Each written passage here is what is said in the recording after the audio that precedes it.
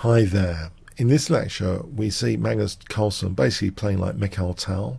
This is really creative attacking chess with multiple sacrifices.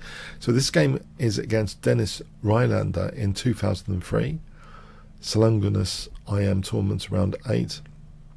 Magnus was 12 years, 6 months, 8 days old at the time of this game, and it's absolutely remarkable. So d4 from Magnus. Rylander plays f5, the Dutch defense. g3, knight f6, bishop g2, g6, the Leningrad variation where black fianchettos. So here c4, this looks like standard stuff so far. Knight c6, d5, knight e5, still standard stuff. This is an accepted method that black accepts double pawns there. They're not that exploitable in general. e4 is played f4. Now things get interesting here. Magnus takes on f4, e takes. We have e5. Bishop takes f4 is possible. Knight takes e4, knight e2. Let's take this position. White does have a small edge, but e5 is interesting. We have knight g4. And now, yeah, this looks like a great pawn structure to have. But it does give black that e5 square. Knight e5 is played. And now there's, potential issue with f3 coming. We have c5, which is actually an inaccuracy technically.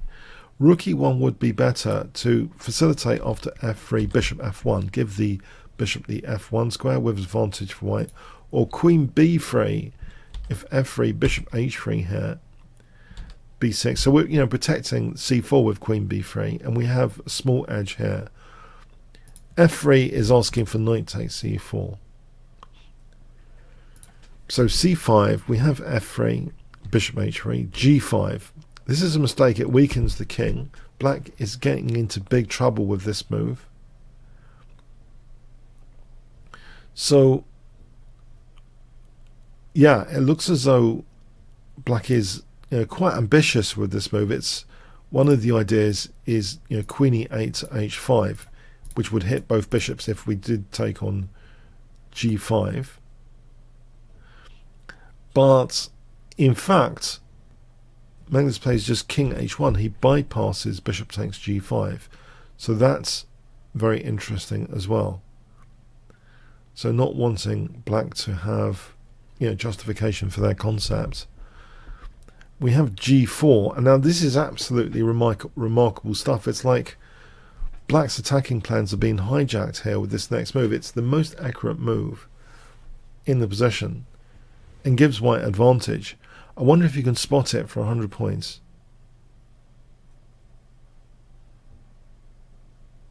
It's an incredible move.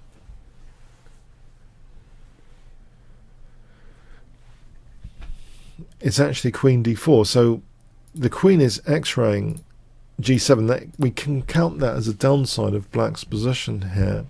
And what would be the point here? Giving up this bishop would intuitively give us the g file. If we had played queen e1, g takes h3, and say bishop h6 to try and undermine the knight, black just has knight g6. The way Magnus is playing it here, the queen's nice and central. And the thing is now, g takes, we have bishop h6 under better circumstances. There's no knight g6 now. If knight g6, we play queen takes g7 checkmate. So this is the second bishop sacrifice. So double bishop sacrifice here. Absolutely remarkable. If the bishop goes back, we can actually take on f8 and then play rook g1 check. And here, although we're material down, this is significant pressure. Our rooks are ready to roll, whilst the black rook on a8 is not participating in defense. And here, say queen f4, we could pounce with rook takes g6 to get some material back. Well, get the material back with advantage. So bishop takes. This is 2 bishops down now at this moment. Okay, now basically just a bishop down after queen takes e5. We definitely don't want to play rook g1 check because of knight g6 there. So queen takes e5. So a bishop down, basically a piece down. Rook f6 is played. If bishop g7, rook g1. This g file is a lot of fun. We can actually play rook takes g7 check here, knight e4, and the attack's really strong. This position, we can actually go with queen takes c7, because black's pieces are kind of stuck in the mud here. And we've still got this rook g1 coming. It's a big advantage for white. So rook f6 tried. We have rook g1, check rook g6, queen h5. So black's under significant pressure. It's like black is playing a rook and bishop down. Even though black is a piece up, it's like a rook and bishop down over here. We have king g7. If bishop g7, we can take on g6, queen takes, and our knight's pretty wicked here, knight e4. We're threatening things like knight g5. Say b6, knight g5, queen f6. We can go in with check and rook g1 here. And the thing is, if we look at this position, we can now go with knight e4. We're threatening rook g8, checkmate. This is just one example, rook g8, checkmate. So if queen g7, we're going to get the queen. We're on the way to winning there. So king g7 tried. And now rook takes g6, h takes, rook g1. Yeah, black is like operating without a rook and bishop. You could say this is also AlphaZero style, this game. It's just so dynamic, the sacrifices. We have queen e8. And now knight e4 is played. If knight b5, bishop f4 can hold c7, but we can go with knight d4, and it's still vicious, just taking on f3. And it's still a vicious position, because now we've got the idea sometimes of knight h4 to crash through on g6. Say bishop takes, that would be in desperation. Knight h4, we're crashing through here with a strong attack. This position, how is black defending? Say queen g6, check, and then we play knight takes to win the queen. So very difficult to defend here with this rook and bishop out of action.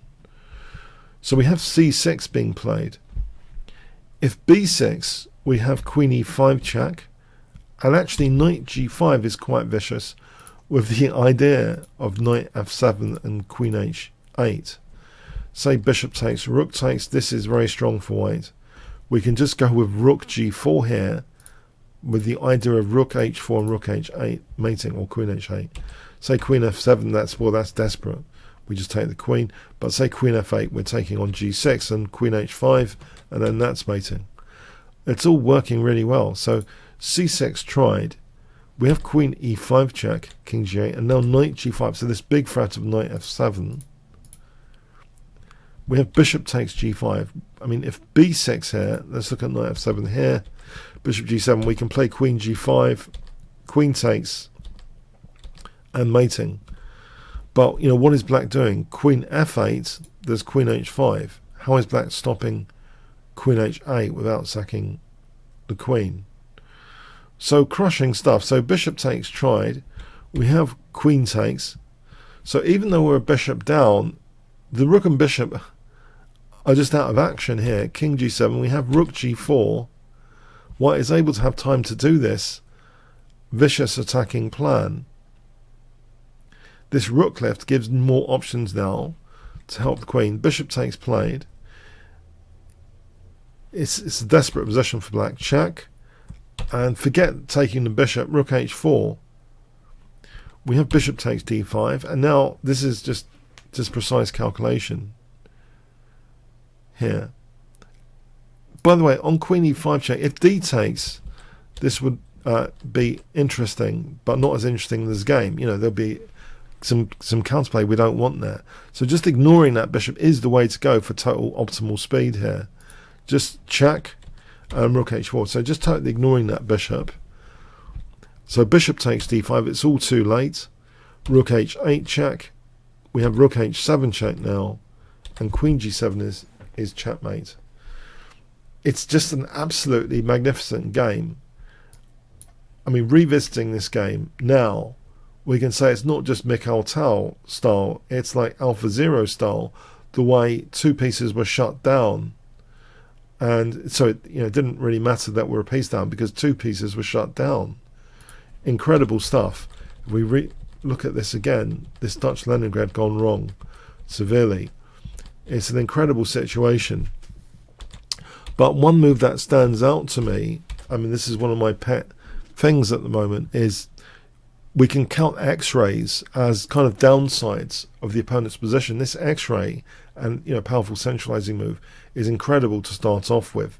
The first bishop sacrifice, and then this situation, black is severely compromised without the possibility of knight g6. So yeah, incredible stuff. So a piece down here, but with the rook and bishop out of the game. So we could say either this is a Mikhail Tal style hat being put on, or it's an AlphaZero hat being put on as well. Incredible intuition by Magnus Carlsen at such a young age. Wow, great stuff. Thanks so much.